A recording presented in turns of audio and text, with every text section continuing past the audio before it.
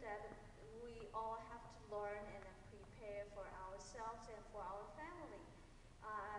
We think that we understand that this is a topic that most people want to avoid and then don't want to face and deal with it.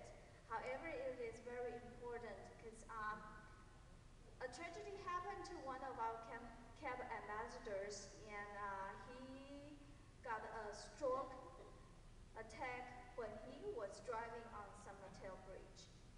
And then all of a sudden, he could not speak, he could not move, and then a good Samaritan on the bridge, stopped his car and then called 911 for help. However, because, nobody knows that his family's, and then so his treatment was delayed. But thank God that he is recovering.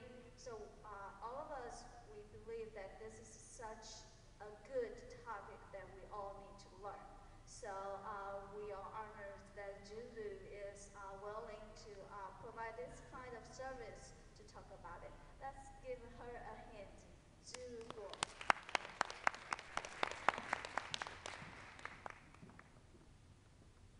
Thank you for having me here. Let me introduce myself. My name is Ju-Lu Kuo. I come from Hospices, and I also promoting a lot of end-of-life care education as well as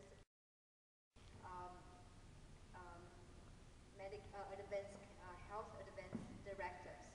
Why is this important? As Cordella just said,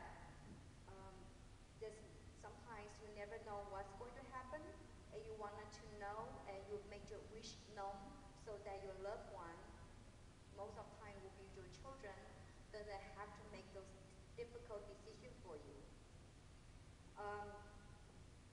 Before I talk about that, I want to talk about 5 principles of ethics. Ethics 是医疗伦理。为什么我要讲医疗伦理呢？ Why do I have to talk about ethics?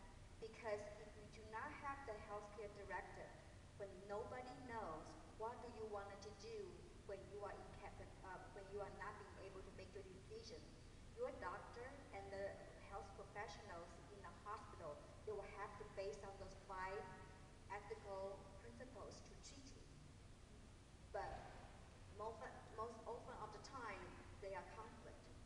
因为为什么我要讲这个医疗伦理呢？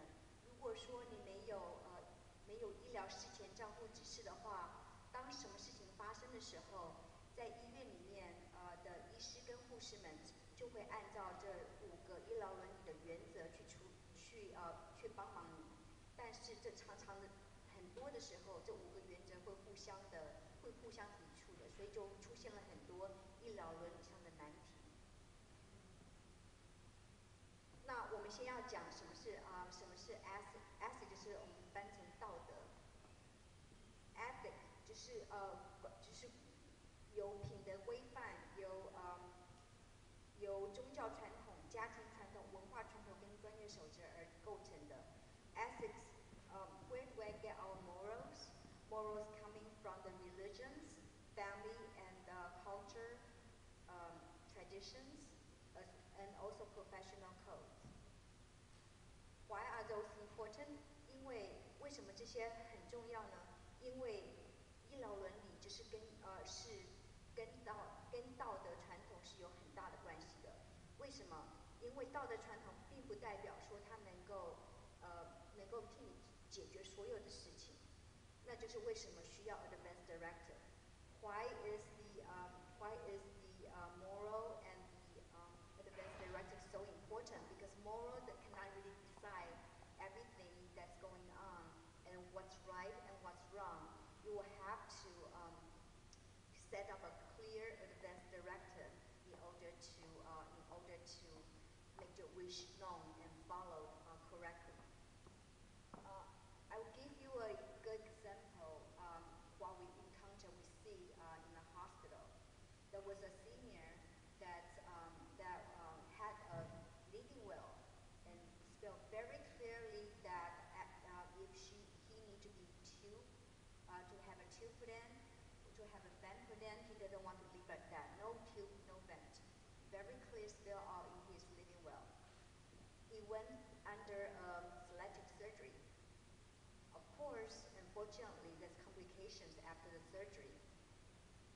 Despite of what he's living well, the hospital, the doctor put in the tube and the tube of feeding him and the the vent to keep him alive. His family was really, really mad. But what can they do? At the time when the thing is already done, nothing much they can do. They will have to make the decision of restore those life support. 为什么这个很重要呢？我有一个故事告诉大家，这是我们常常看到的事情。就算是你写了遗嘱，那有个老先生他的遗嘱写得非常清楚，他不要插胃管，他也不要接呼吸器，但是他接受了当他接受那个手术之后，他有手术后的并发症，并发症发生了以后，医院的医师按照医院的守则，然后帮他接了胃管跟呼吸器，他的家人非常非常的生气，但是有什么办法呢？这个东西都接上去了，他们家人现就面临了很困难的抉择，是不是要把这些胃管跟呼吸器拿掉 ？OK， 那什么是那5个守则呢？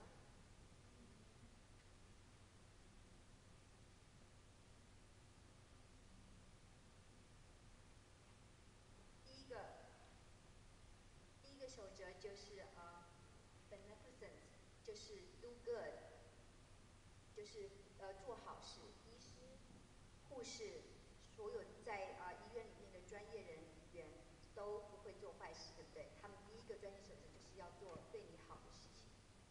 第2个专业守则是 do no harm， 不伤害你。第3个专业守则是 self-determination， 就是自主的，病人有自主权。第4个守则是 justice， 就是 fairness， 就是说要公平，就是说你这个医院给这个病人这样的 treatment， 也要给其他病人同等的 treatment， 不管他有没有那个 financial resources。第5个守则呢，就是 truth 跟 reliability， 你的医师和你的医护人员必须告诉你的病情的实质。那这些你就想想看，这些为什么会抵触呢 ？Why would those counteract each other? Usually they counteract each other in the end of life scenario。就说通常在疾病到比较重的程度的时候，这些守则就会互相抵触了。拿一个很简单的例子来说，把一个老先生进了医院了，老先生的病情不是太好，才发现他有胰脏癌，然后已经转移到全身各处了。那这时候，这个老先生的家人就要求医师和护士，你不要告诉老先生说他有胰脏癌，而且已经转移到各处。那这个情形下就抵触了很多不同的医疗伦理上的守则，对不对？The example that I just gave